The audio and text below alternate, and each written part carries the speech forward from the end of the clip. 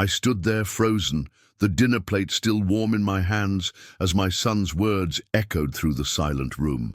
"Get out of my house, old man. You don't belong here anymore." Every face at the table turned to me, waiting for my response. But what could I say? This was the boy I had raised alone since he was 7. This was the home I had built with my own 2 hands. Before we continue, make sure to subscribe to the channel and tell us in the comments where you're listening from. My name is John Miller. I've spent 43 years laying bricks, pouring concrete, and building homes for other families across this town. My calloused hands are my resume, each crack and callus representing another roof I put over someone's head. But the home I cared about most was the one I built for my boy, Robert, after his mother passed. I still remember the day cancer took my Sarah. Robert was just a kid, clinging to my leg at the funeral, his little fingers digging into my thigh like he was afraid I might disappear too. I made him a promise that day, whispered it into his hair as I held him. "It's just you and me now, buddy. But I swear I'll be enough for both of us." And I tried, Lord knows I tried. I took on extra jobs when the regular construction work slowed down. I learned to cook from those daytime TV shows, burning more dinners than I care to admit, before finally mastering Sarah's lasagna recipe that Robert loved so much. I sat through parent-teacher conferences, helped with science projects, and cheered at every baseball game until my voice went hoarse. When Robert got accepted to State University, I took out a second mortgage on our house. "Dad, you don't have to do this," he said, but I insisted. My father had never finished high school. My son would have his degree. I worked double shifts, sometimes sleeping only 4 hours a night, but seeing him walk across that stage in his cap and gown made every exhausted moment worth it. That was around the time he met Jessica. Beautiful girl, smart too, marketing degree, and already working at some fancy advertising agency downtown. I was happy for them. I truly was. But something changed in Robert when he was around her. He'd correct the way I spoke, roll his eyes when I told my old construction stories, hide his smirk behind his hand when I confused the names of those fancy restaurants they liked. "Dad, nobody says swell anymore," he'd laugh, exchanging glances with Jessica. Little corrections, little changes. I didn't mind. I figured it was just part of him growing up, moving in different circles now. When they got engaged, I offered them the only thing of real value I had, money for a down payment on their first home. It wiped out most of my savings, but I remembered how proud I'd felt buying my first house with Sarah. I wanted that for my son, but the housing market had skyrocketed. Even with my help, they couldn't afford anything in the neighborhoods Jessica deemed acceptable. That's when I made the offer. "Why don't you two move in here? The house is paid off. You can save up until you find something perfect." I still remember Jessica's tight smile, the way she squeezed Robert's arm a little too hard, but they accepted. I moved my things to the smaller bedroom upstairs, gave them the master bedroom, and tried to make myself scarce when they had friends over. The first year was fine. I kept working, though I'd scaled back to part-time by then. My knees weren't what they used to be, and 40 years of climbing ladders had left my back in constant rebellion. I'd come home tired, make a sandwich, and retreat to my room to watch old westerns on my small TV so I wouldn't disturb them. When Jessica got pregnant with little Sarah, named after my wife, which touched me more than I could say, I converted the garage into a nursery. Spent 3 months on it, installing new windows, insulation, drywall, the works. Even built a rocking chair from scratch, sanding it smooth as silk so there wouldn't be a single splinter to worry about. Then came Tommy 2 years later. I gave up my bedroom entirely, moved into the finished basement so they could have the whole upstairs. I didn't mind. The sound of little feet pattering above my head each morning was music to me, but something was shifting in our arrangement. The "thanks, Dad" became less frequent. The invitations to join them for dinner became rare. Jessica started referring to me as Robert's father instead of John when talking to her friends. And Robert, my boy, my heart, He started looking at me the way you look at a piece of furniture that doesn't match your new decor. Dad, do you have to cough so loud? Tommy's trying to nap. Dad, we need the basement for Jessica's home office. Can you clear your stuff out this weekend? Dad, Jessica's parents are coming over. Maybe you could go to a movie or something? I became a ghost in my own home, tiptoeing around, apologizing for existing. But I told myself it was worth it. Family sacrifices for family. That's what my father taught me, and his father before him. The night everything changed was supposed to be a celebration. Robert had gotten a promotion, and Jessica had invited their friends, her parents, and some neighbors over for dinner.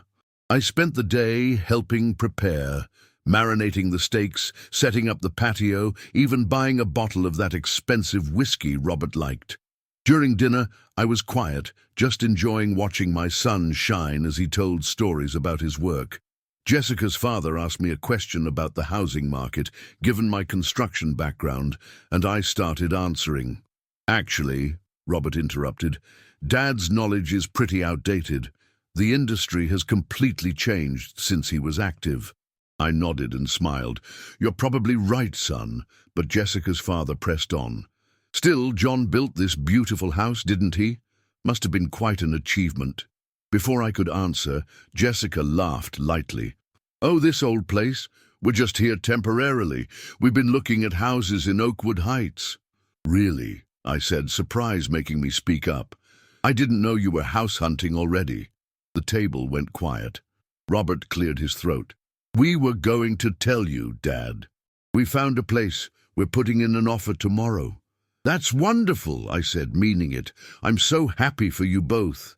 Jessica's mother leaned forward. So what will happen to this house, John? Will you sell it when they move? Sell it? I laughed. No, I'll just keep living here. It's my home. The silence that followed was deafening. Robert and Jessica exchanged a look I couldn't read. One of their friends coughed uncomfortably. Dad, Robert said slowly, we assumed you'd be coming with us, to help with the kids. I blinked, confused. To your new house? As what? I thought you wanted your own space. Jessica set down her wine glass with a sharp clink. Robert, can I speak to you in the kitchen? Now. They disappeared for several minutes. I made small talk with the guests, ignoring the knot forming in my stomach. When they returned, Robert's face was flushed, his jaw set in that stubborn way he'd had since childhood. Dad, he said, his voice oddly formal, Jessica and I think it's time we discussed the future arrangements. Robert, Jessica hissed, not now. But something had shifted in him. He stood up, towering over the table. No, let's do this now. Dad, Jessica and I need this house. I stared at him, bewildered. Need it? But you just said you're buying a new one. The deal fell through, he snapped. The financing didn't work out, and we can't keep living like this with you, hovering all the time. Hovering, I repeated, hurt blooming in my chest. Son, I've tried to give you space. It's not enough. His voice rose, face reddening. Jessica can't work with you stomping around upstairs all day. The kids are confused about who's in charge. This is our family now, Dad, our house. I looked around the table at the shocked faces, then back at my son. Robert, this is my house. I built it. I paid off the mortgage. I invited you to stay. No, he shouted, slamming his hand on the table, making the glasses jump. You're the guest now. We've been carrying you for years. You think I don't know about your remortgaging to pay for my college? You think I don't feel that weight? The guilt? Jessica stood too, placing a hand on his arm. Robert, calm down. He shook her off. I'm sick of pretending. I'm sick of feeling like I owe him everything. I'm sick of living in his house, with his rules, with him judging every decision we make. I sat there, stunned into silence. This wasn't my son talking. This couldn't be my boy. Robert, I said quietly, I've never asked for anything in return. Everything I did was because I love you. That's when he said it. The words that would echo in my mind for days afterward. "Get out of my house!" he roared, his face contorted with rage I'd never seen before. "You hear me? Get out! You don't belong here anymore. We don't need you. I don't need you." The room went absolutely silent. Jessica's mother gasped. One of the neighbors stood up and mumbled something about needing to leave, but I couldn't move, couldn't breathe. It felt like Robert had reached into my chest and ripped out my heart with his bare hands. I looked at my son, really looked at him. His expensive haircut, his designer watch, his face twisted with emotions I couldn't recognize. And in that moment, I didn't recognize him at all. Without a word, I stood up, folded my napkin, and placed it gently on the table. I walked down to the basement, pulled out my old duffel bag, the same one I'd used on construction sites for decades, and packed a few essentials. Clothes, toiletries, my blood pressure medication, and a single photo. Robert at his college graduation, his arm around me, both of us beaming. When I came back upstairs, the dinner party had dispersed. Only Robert and Jessica remained in the living room, speaking in hushed, angry tones that stopped when they saw me. "Dad," Robert began, his voice calmer but eyes still hard. "You know I didn't mean—" I held up my hand. "It's okay, son. You've made yourself clear." "No, where will you go?" Jessica asked, and I couldn't tell if there was concern or just curiosity in her voice. "I'll figure it out," I said simply. "I always have." I walked to the front door, my home of 32 years, the place where I'd raised my son, mourned my wife, celebrated every Christmas and birthday. My hand hesitated on the doorknob. "I love you, Robert," I said without turning around. "That hasn't changed. It never will." I didn't wait for a response. I stepped out into the night and closed the door behind me. That first night I stayed at the Motel 6, off the highway, sat on the edge of the bed for hours, just staring at the wall, replaying Robert's words over and over. Where had I gone wrong? When had my sacrifices become burdens to him? When had my love become something he resented? The next morning, I called my old friend Mike from the construction days. He had a garage apartment he rented out sometimes. "It's yours for as long as you need it, John," he said without hesitation. "No charge." "I'll pay my way," I insisted. Some things a man doesn't compromise on. Over the next few days, I tried to make sense of what had happened.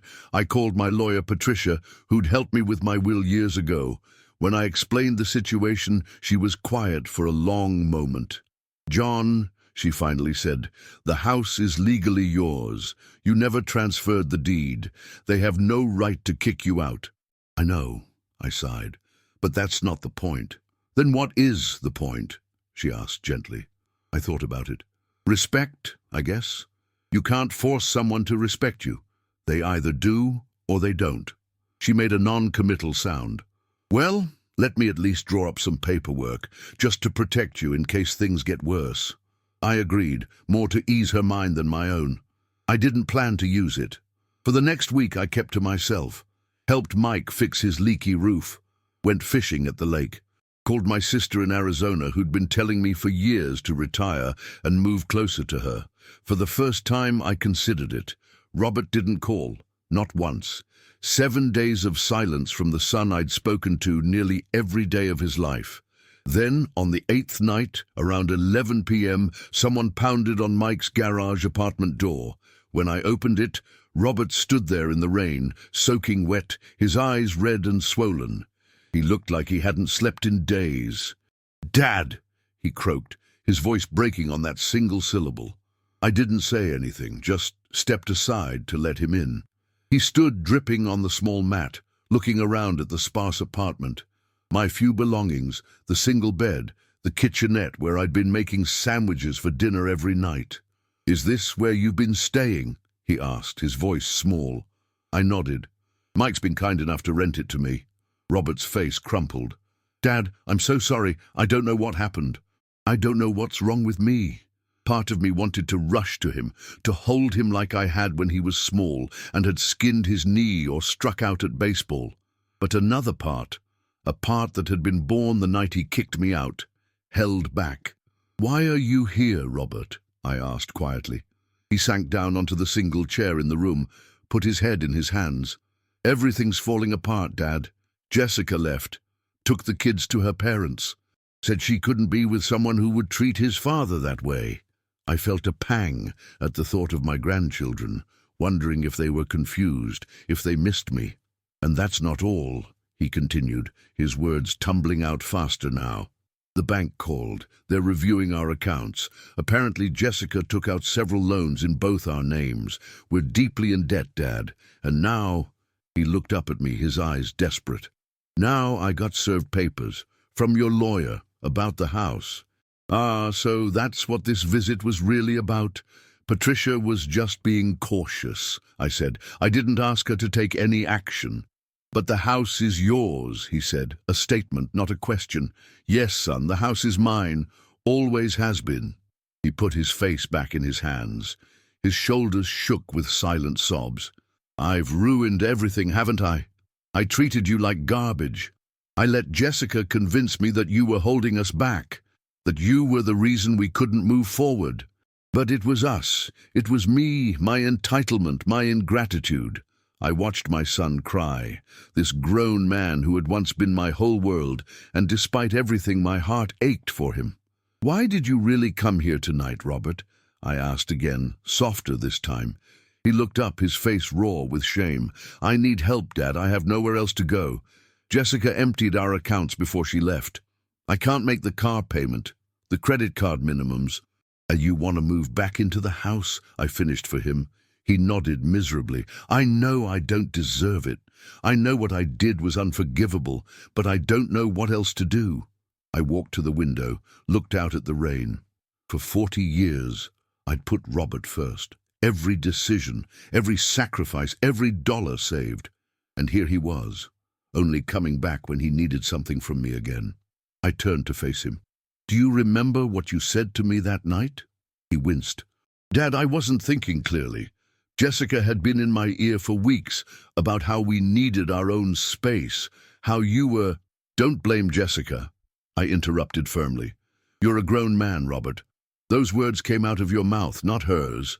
He fell silent, hanging his head. You told me to get out of my house, I continued, my voice steady, despite the pain of the memory. You said I didn't belong there anymore, that you didn't need me. I was wrong, he whispered. So wrong. I do need you, Dad. I've always needed you. I studied my son, trying to see beyond the desperation, beyond the immediate crisis that had driven him to my door. Was there genuine remorse there, or just the panic of a man whose safety nets had suddenly vanished? Robert, I said finally, I'm going to ask you something, and I want an honest answer. If Jessica came back tomorrow, if she said she'd made a mistake and wanted to reconcile, would you still be sitting here apologizing to me? The hesitation in his eyes told me everything I needed to know. That's what I thought, I said quietly. Dad, please. I'm not finished, I said, holding up my hand. I raised you better than this, Robert. I raised you to own your mistakes, to honor your family, to understand that love isn't just words. It's actions, it's sacrifice, it's respect. He stared at the floor, unable to meet my eyes. The house is yours, I said finally. His head snapped up, eyes wide with disbelief. What? You can stay in the house, I clarified. I won't put you out on the street. That's not who I am, and it's not the example I want to set for my grandchildren. Relief flooded his face. Dad, thank you. I promise I'll make it up to you. But, I continued, I'm not moving back in. Not yet. Maybe not ever. His relief faltered. What? But, where will you go? I'm thinking about taking your Aunt Linda up on her offer. Arizona might be nice. Easier on these old bones in the winter. You're moving away? The panic in his voice was almost childlike. But what about Sarah and Tommy? What about me? What about you, Robert? I asked gently. You're 34 years old. You have a good job, 2 beautiful children, and a brain in your head. It's time you stood on your own feet, really stood on them, not just pretended to while leaning on me. I don't understand, he said, confusion written across his face. You're just giving me the house? After what I did? I shook my head. No, I'm letting you live in it rent-free while you get your life together. The deed stays in my name, and there are conditions. Anything, he said quickly. First, you get financial counseling. I want to see a plan for how you're going to pay off those debts. Second, you focus on those children. Be the father they deserve, the kind who puts them first always. Third, I paused, making sure he was really listening. You remember that respect isn't an entitlement. It's earned every day through your actions, your words, your choices. He nodded solemnly. I understand. Do you? I asked. Because from where I'm standing, it looks like you've forgotten everything I ever taught you about being a man. His face flushed with shame, but he didn't argue. One more thing, I added. I want you to volunteer at the homeless shelter downtown, every Saturday for the next year. The homeless shelter? He repeated, confused. Why? Because you need to understand what it really means to have nowhere to go, I said simply. To be kicked out, to be unwanted. Maybe then you'll truly grasp what you did that night. Robert was quiet for a long moment, absorbing everything I'd said. Then he stood up, squaring his shoulders in a way that reminded me, just for a second, of the determined little boy who used to try so hard to make me proud. I'll do it all, Dad.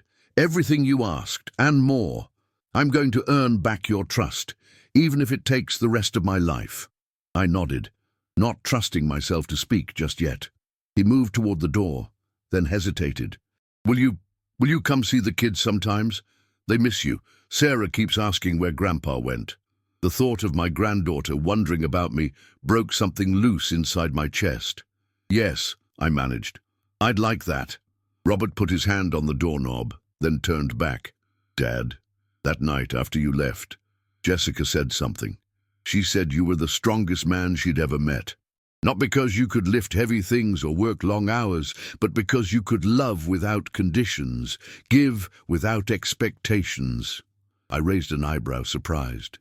She was right, Robert continued, and I was a fool not to see it. He took a deep breath. I love you, Dad. I'm sorry I forgot how to show it. After he left, I sat on the edge of the bed for a long time, thinking about strength and weakness, love and respect, about the easy path versus the right one. I thought about my own father, who'd worked in the coal mines until black lung took him too early, how he'd taught me that a man's word was his bond, that family came before all else, that true strength wasn't about dominance, but endurance. I thought about Sarah, my wife, who'd faced cancer with a courage that humbled me daily, how even in her final weeks she'd worried more about Robert and me than herself. And I thought about Robert, my son, my heart walking around outside my body, the little boy who used to run to me with skinned knees and broken toys, certain that Dad could fix anything, the teenager who'd rolled his eyes at my advice but secretly listened, the man who'd stood before me tonight, broken by his own mistakes, asking for one more chance. In the end, isn't that what family is? Second chances, forgiveness. The hard, beautiful work of loving each other through our worst moments. I took out my phone and looked at the picture I kept as my background. Robert and me at his college graduation, arms around each other, grinning like we'd conquered the world.